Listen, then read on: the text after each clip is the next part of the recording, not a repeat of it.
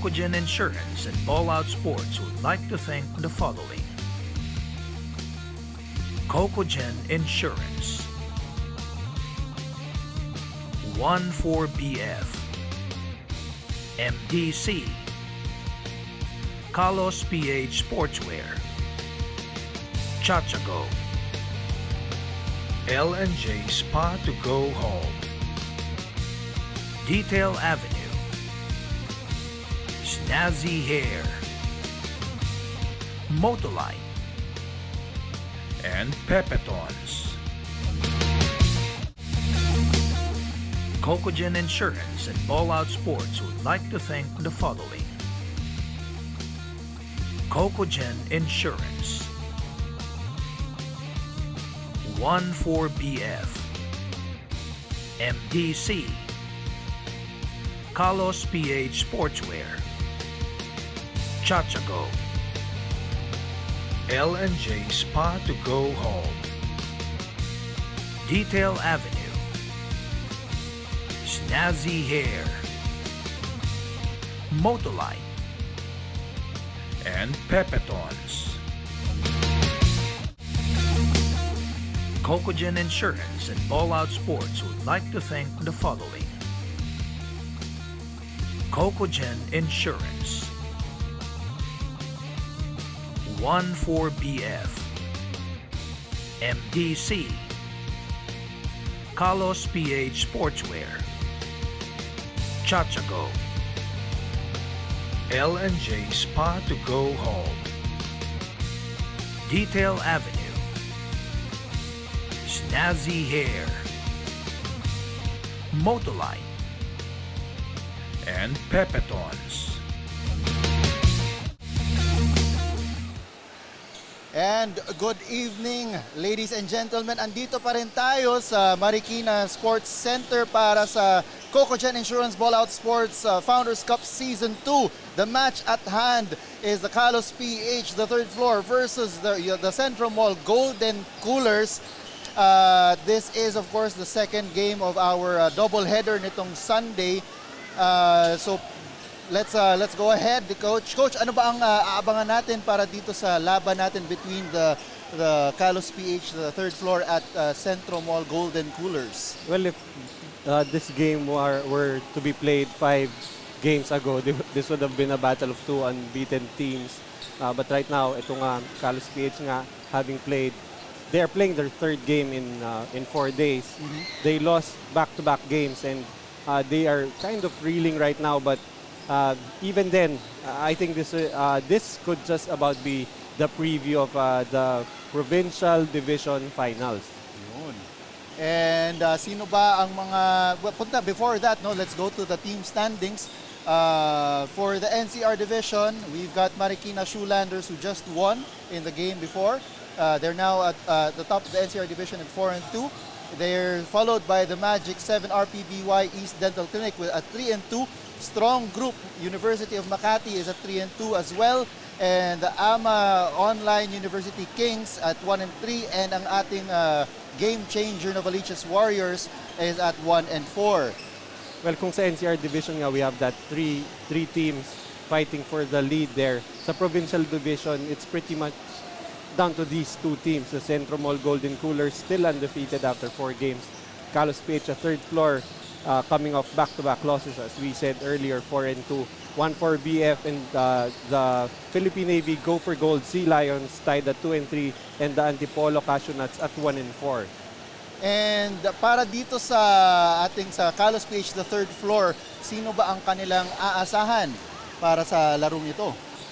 Well, definitely, when you talk about KalosPH, the third floor, first name that comes to mind, for me, personally, I don't consider him a celebrity baller anymore. Mm-hmm. He's a legit basketball player. Yes. You have Gerald Anderson. Actually, when I say Gerald Anderson, parang you're referring to that celebrity baller. So I call him more na Mr. Anderson. Mm-hmm. So Mr. Anderson in that game versus University of Makati, wherein they lost by 7 points, led them in scoring with 24 points. A little not his usual heated up self from the 3-point area, 3 out of 10, but he did add 3 rebounds, a steal, and a block. And of course, Also, when you talk about KalosPH, you talk about Gerald Anderson who starts for them.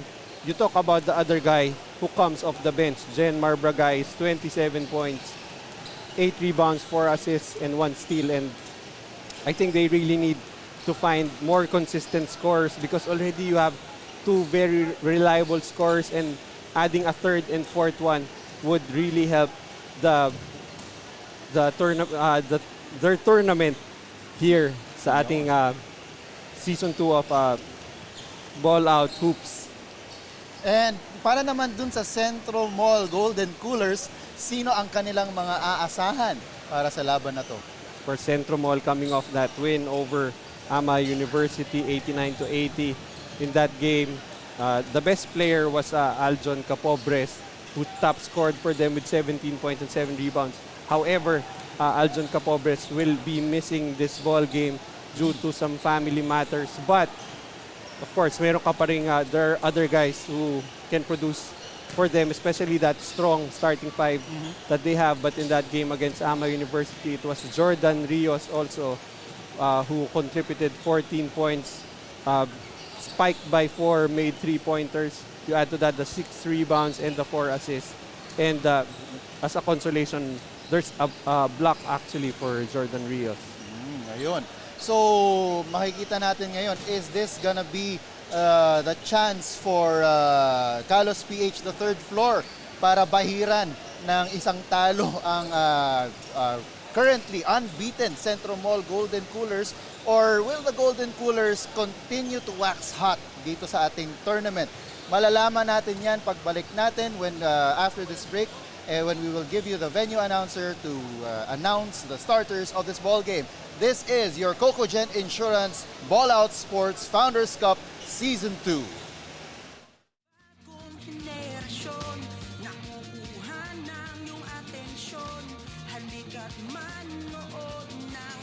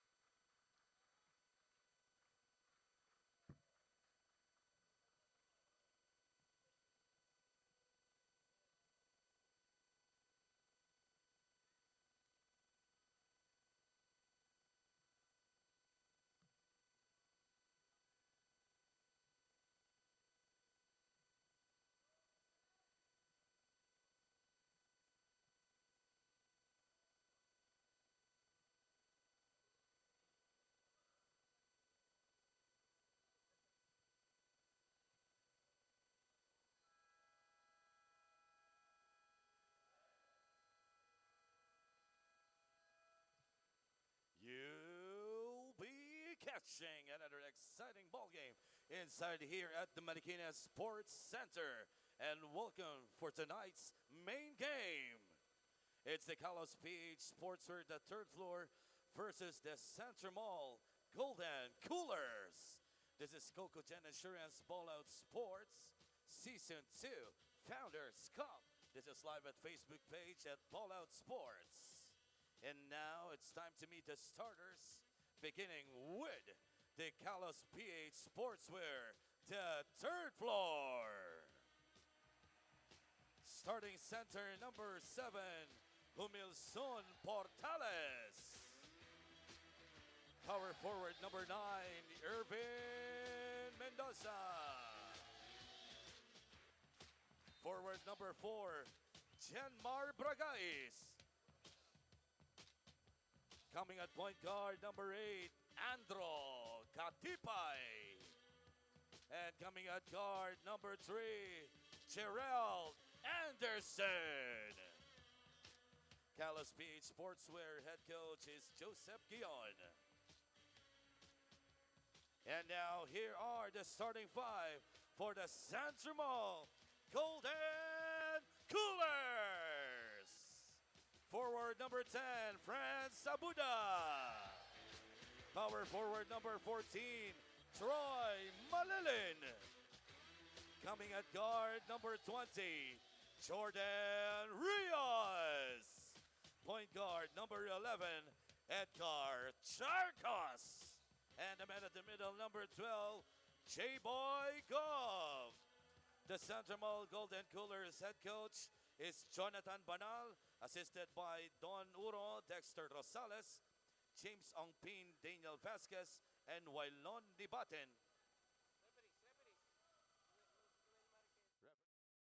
Noel Marquez, John Cabilles. And right at tip-off, ito, bago ang starting lineup ng parehong kupunan para sa KalosPH Sportswear, the third floor. You've got Andro Katipay and Gerald Anderson at the backcourt. The man in the middle is Jumilson Portales, and your forwards, ang kanilang usual bench Spitfire na si Jenmar Bragais, ay kasama ni Ervin Mendoza. Samantalang para sa XentroMall Golden Coolers, you've got Edgar Charcos and Jordan Rios in the backcourt. You've got the usual J-Boy Gob in the middle, Troy Malilin on the one of the forward spots, and itong si Franz Abuda for at the other forward spot. Well, I think yung changes, especially for the side of XentroMall, the changes in their starting five is a result of, we said earlier, Capobres has to attend to some family matters, and in his place, to si Franz Abuda. As Jenmar Bragais with a step-back triple there. Nakausap natin ng county si Coach Joseph nitong right before the tip-off, and sabi niya he wanted to arrest yung slow starts ng KalosPH sa third floor, kaya pinasok niya na kagad ito si Jenmar Bragais sa starting lineup in hopes of jump-starting that offense. He's actually also starting Andro Katipay. Usually, he starts with Jerry Pingoy.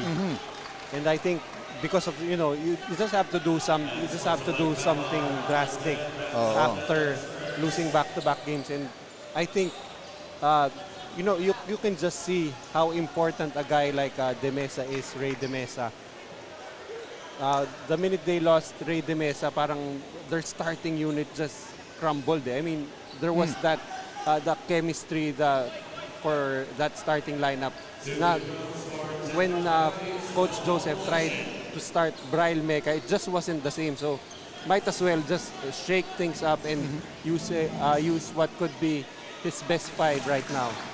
Yun, and making good on that, itong si Jenmar Bragais already has the first 5 points nitong KalosPH, the third floor. He might just be the answer. He was fouled there. An unsportsmanlike foul was called on Franz Abuda in the previous play. Kaya nabigyan ng dalawang free throw itong si Jenmar Bragais, and they retain ball possession. Portales swings it over to Bragais, and he will get a screen from Portales. It's now Bragais against, well, this time it's Abuda. Bragais with a jumper, misses that time. Rebound will go to Edgar Charcos. Right now, itong si Franz Abuda, I think, will be tested in the college ranks. He is one of the better perimeter on-ball defenders, and right now, leveling up. He is actually picking up Bragais, but on the switches, he can actually take on itong si Mr. Anderson. So siya ang malamang babantay either of those two na inaasahan talaga for offense nitong KalosPH. On cue, here's Gerald Anderson for the layup, no good, but that's Mendoza. Sorry, that's Portales with a putback. Well, when you see itong si Anderson putting that ball on the floor, that actually created that follow-up opportunity for Portales. And here's J-Boy Gob for the black shirts. He's looking for a shot. Goes up, misses. Rebound goes to Portales. Tumatakbo ngayon. Ito si Jenmar Bragais. Bumps into Malilin. No foul called there. Malilin will pick up the rebound, pushes it up. J-Boy Gob running down the floor. Gets a basket and a foul from Katipay. What's actually funny there is most of the time when Bragais tries to barrel his way inside, umaatras yung depensa. But that time, that was Troy Malilin he went up against. And ito naman si Troy Malilin, you know, that ability to bring down that basketball and spotting si J-Boy Gob. I think this is the next level of progression para kay Troy Malilin. To be able to facilitate and look for the easy passes to his teammates and facilitate for his teammates. And the score is now 7-5. Nahuli doon ni Jordan Rios ang pasa. He goes up for the layup and it goes in. Actually, two of the guys that I like in this XentroMall squad are the ones who complete the starting lineup. Usually it's it's Malilin, it's Gob, it's Charcos that you talk about, but Rios and Capobres actually I think are really the glue guys. They pretty much do everything that the other three cannot. Yeah, so you've got their perimeter offense and you've got the great defense as well. Here's Charcos will go for the uncontested layup. So right now, KalosPH having a little bit of trouble with the pressure defense. Katipay having trouble bringing the ball over. Ball is tapped out of bounds and will stay with KalosPH on the third floor. And the problem here for Coach Joseph is if this 5 on the floor doesn't work out, wala na siya halos hugutin from the bench, especially since itong si Bragais nga, inangat nga na sa starting lineup. Oh. If ever, it will be Braille Meca who can come off the bench. Samantalang para sa XentroMall, you still have Ray De La Rosa waiting in the wings to come in para sa second unit. You know?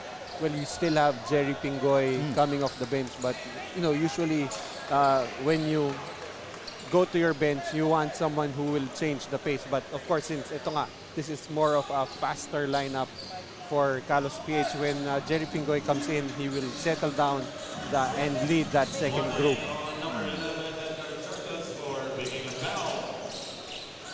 So the warning was issued there, but Troy Malilin with a tray. When Troy Malilin starts hitting from the outside, medyo lalong sasakit ang ulo ng kalaban na coach. A drop pass there by Bragais intended for Portales goes out of bounds. And etong si Jerry Pingoy getting ready to check into the ball game. Pero si Rios goes all the way inside for that layup. They are now up by 8, 15-7 with 5 minutes and 23 seconds remaining here in the first quarter. The thing with XentroMall is they can give you all kinds of looks. They can pressure you from the backcourt. They can play the zone defense. They can play man defense pretty effectively. But Gerald Anderson shows you what he can do, hitting on that triple. He caught Troy Malilin with his hand down, and you don't do that against Mr. Anderson. Mr. Anderson with his first triple of the ball game. And here's Charcos looking for his big man. J-Boy Gob is blocked by Mendoza. Here's Anderson, drops it off to Portales for the layup.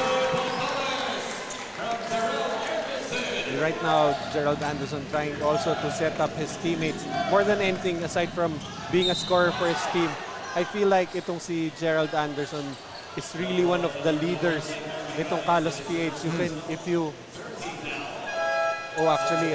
Sorry, medyo nagulat ako doon because checking in for them is Gimpayan.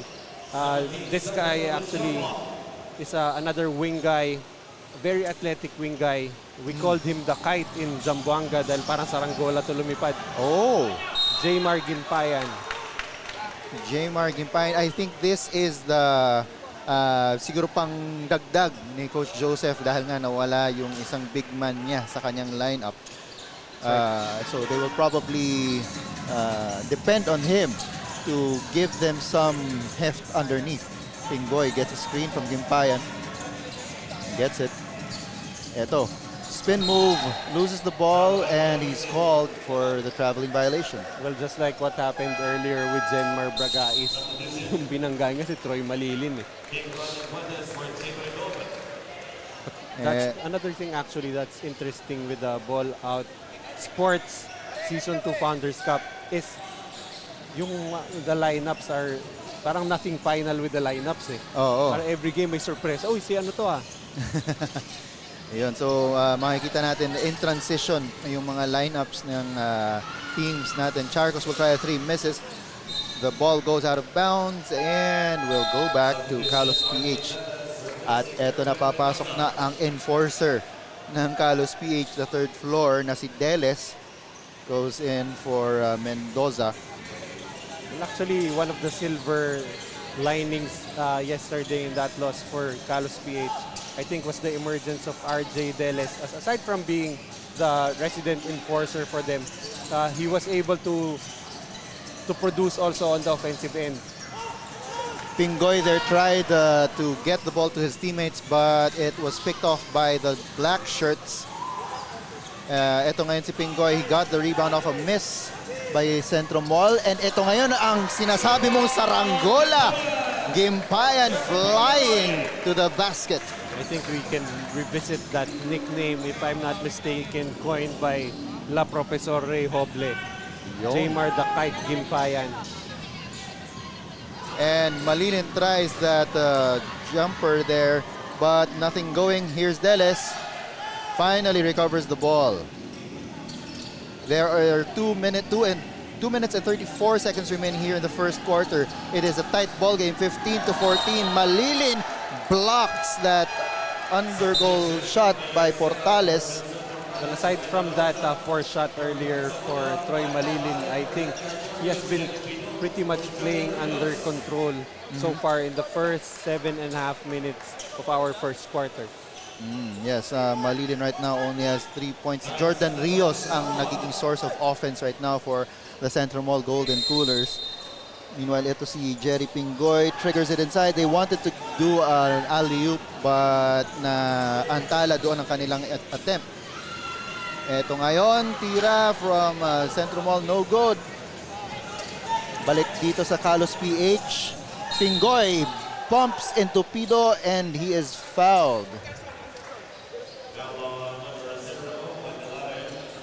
So Jerry Pingoy that time putting his head down, trying to get his offense going. And we see here, si Braga is coming in for Gerald Anderson. Yeah, and So before he's actually coming off the bench right now. Oo. So His ito na usual ngayon role. ang usual role niya. Oo. Ayan. And before he actually stepped into the game, he got some additional advice mula dito sa kanyang teammate na si De Mesa. Pingoy with his second free throw. He missed the first one.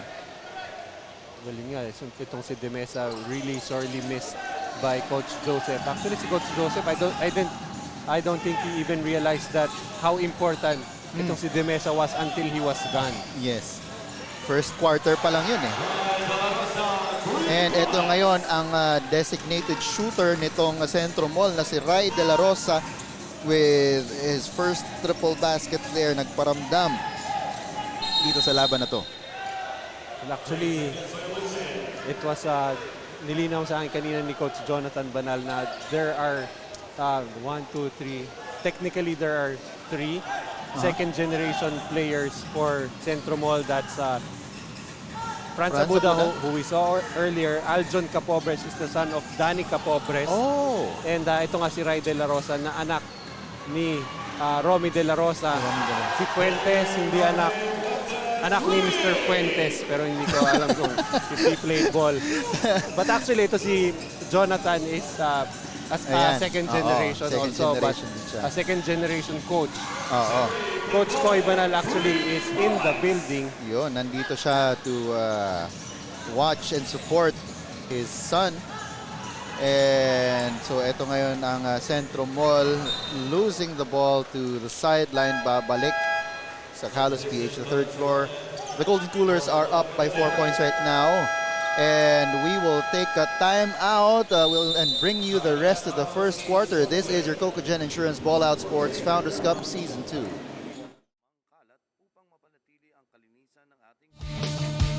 Cocogen Insurance and Ballout Sports would like to thank the following. Cocogen Insurance, 14BF, MDC, KalosPH Sportwear, Chachago, L&J Spa to go home, Detail Avenue. And we're back here at the Marikina Sports Center. Yes, part of the crowd is, of course, Miss Julia Barreto supporting KalosPH, the third floor. And if you want to get more updates about our tournament, you can always check us out on social media. You can search for Ballout Sports PH. We are on Facebook, Instagram, YouTube, and TikTok. Ball is with KalosPH, the third floor. Jenmar Bragais is back in the ball game. He is met by Pido. They want a guy on Bragais at all times. And deservedly so. Yes. Ito ngayon si Bragais, he will go inside but misses on that layup. Ang ganda ng athleticism na pinakita niya doon pero nawala sa kanya, hindi niya napasok. Ito si Esguera with the layup. Michael Are losing the basketball that time, so he will look to make up for it in this possession. The Golden Coolers running their play. Ito si Pido is called for traveling. Early on, we thought that XentroMall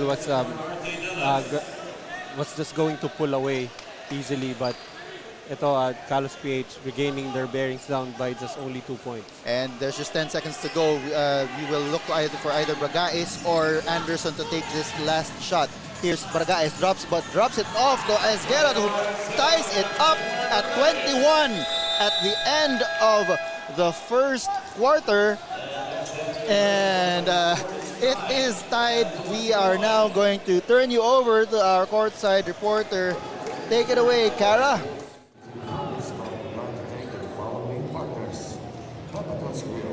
L&J Spa, Chachago, Detail Avenue, KalosPH Sportswear, MDC Sports, Motole, Pangmatangkara, Cocogen.